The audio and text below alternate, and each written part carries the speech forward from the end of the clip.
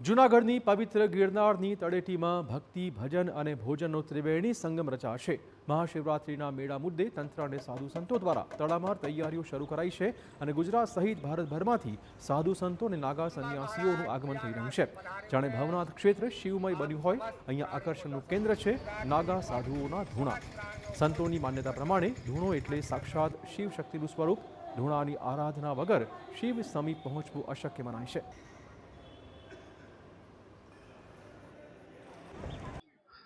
दिगंबर भी आता है, गौरी दिगंबर सब प्रकार के साधु संत आते, सब संतों का दर्शन किया जाता है और ये भवनाथ मिर्गी कुंड में अंदर स्नान किया जाता है और ध्वजा चढ़ा के स्नान किया जाता है। बाकी धूना का क्या महत्व है? धूणा, ये देखो धूणा बहुत सबकी पूजा, सबसे बड़ी पूजा धूणे की पूजा है, सबसे बड़ी।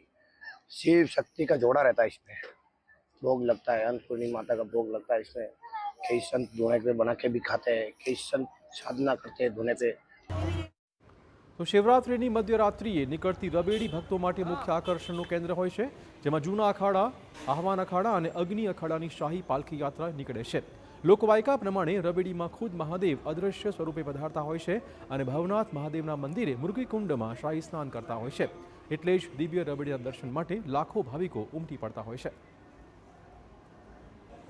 આ ત્રણેય અમારા અખાડાના ઇષ્ટ દેવતાઓની વિધિવત શિવરાત્રિના રાત્રિએ પાલખીમાં બેસી અને રવેડી જુલુસ નીકળે છે.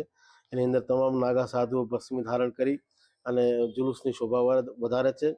સાથે સાથે આ વાર્ષિક મેળાની અંદર અને મિની કુંભ મેળાની અંદર સંપૂર્ણ ભારત વર્ષમાંથી ત્રણેય અખાડાના મહાત્મા સંતો, જે આપણી એક પ્રાચીન માન્યતાઓ છે કે ભાઈ અહીંયા નવનાથ અને 84 સિદ્ધોના બેસણા છે. તો મેળામાં આવતા ભાવિકોને કોઈ અગવડ ન પડે તે માટે વહીવટી તંત્રએ ટ્રાફિક મેનેજમેન્ટ, પીવાનું પાણી સહિતની વ્યવસ્થા ગોઠવી છે. આ ઉપરાંત પૂરતો પોલીસ બંદોબસ્ત પણ ગોઠવાશે. સાથે સ્વૈચ્છિક સંસ્થાઓ ભાવિકો માટે ભોજનની પણ વ્યવસ્થા ઊભી કરશે.